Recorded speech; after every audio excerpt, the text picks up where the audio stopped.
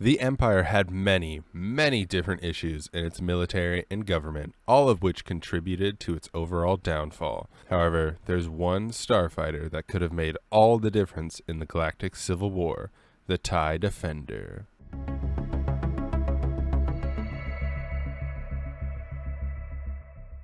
Many of you are aware of the TIE Defender and how incredible it is, but for those who don't, let's break it down.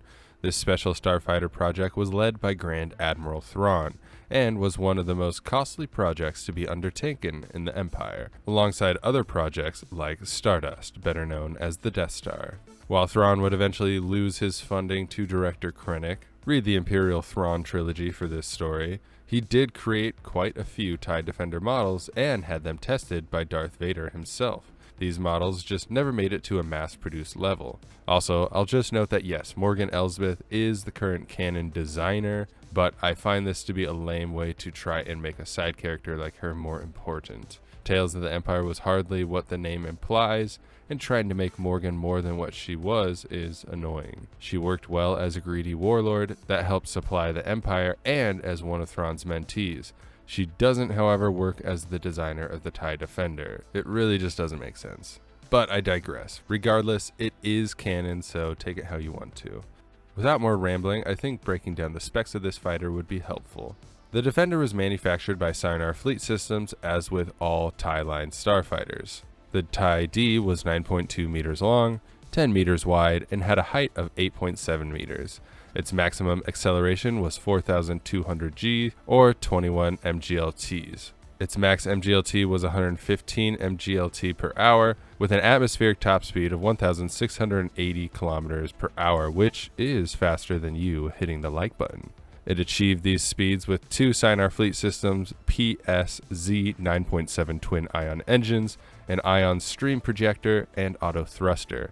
Now, unlike most TIE line starfighters, the Defender was mounted with a Class II hyperdrive.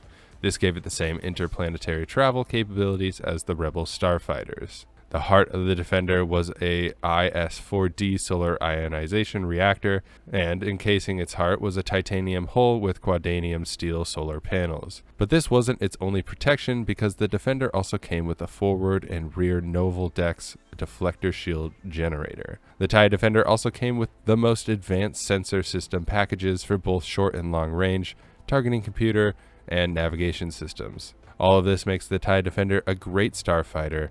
However, what we talk about next is what makes it lethal. The TIE D had 8 total LS 9.3 laser cannons, 6 mounted on the wingtips and 2 on the hull's chin. These laser cannons were supplemented with 2 Borstal NK3 medium ion cannons, SFS MG2 general purpose warhead launchers, which could be equipped with either 4 concussion missiles, proton torpedoes, or ion torpedoes. Lastly, while not common, there was an optional tractor beam projector. The TIE Defender was introduced in 2 BBY and later retired in 1 ABY. It could be used as an interceptor, fighter bomber, or general attack craft. With all of that out of the way, I think we can discuss why the TIE Defender would save the Empire. Following the fall of the Republic and rise of the Empire, the Imperial military learned the wrong lessons from the Clone Wars.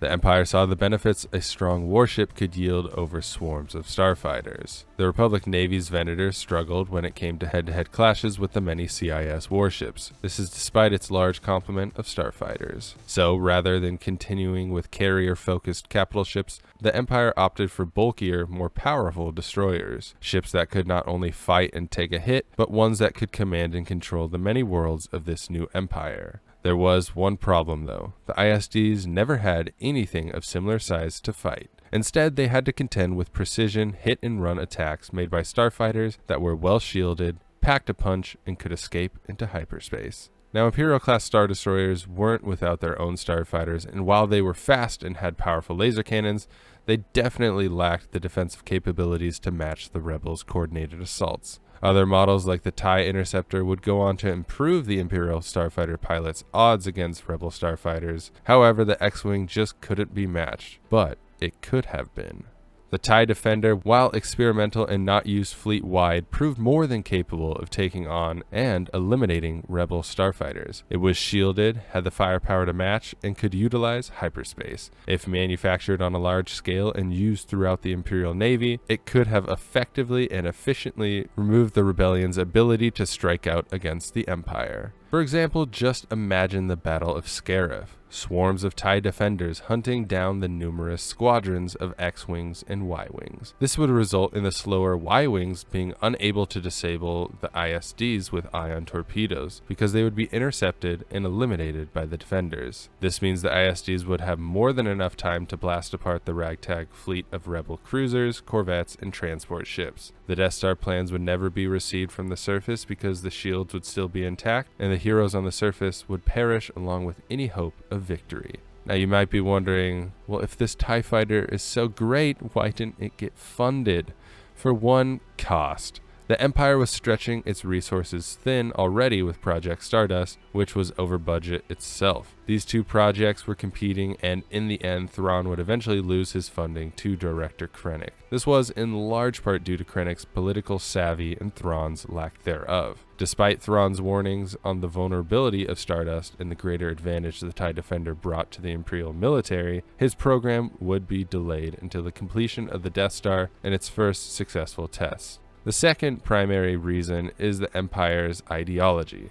They didn't value the life of a single pilot enough to warrant such an expensive starfighter. The Imperial hierarchy also believed in larger and stronger warships being the key to galactic domination, not a single-man starfighter. This is also why Tarkin was much more in favor of a space station like the Death Star over Thrawn's starfighters. While Thrawn would eventually prove to have been right about the Death Star's weaknesses, he would never see its destruction, nor would he see his defenders fly against the rebels' X-Wings. It truly is incredible to realize how poorly managed the Empire was. Had they focused efforts and resources on more Imperial-class Star Destroyers, not to mention better starfighters like the Defender, the rebellion would have absolutely zero chance in winning the war. I love the TIE Defender, and while I think models like the Interceptor and Avenger look better, you cannot deny the Defender's superiority. Let me know what you think of the Starfighter. Would it have won the Galactic Civil War for the Empire, or would the Rebels find a way to overcome it? Be sure to blast a like on the video and subscribe to the channel. Also, if you want, join the channel and check out the Discord while you're at it. I hope you have an amazing day or night wherever you are in the galaxy, and may the Force be with you.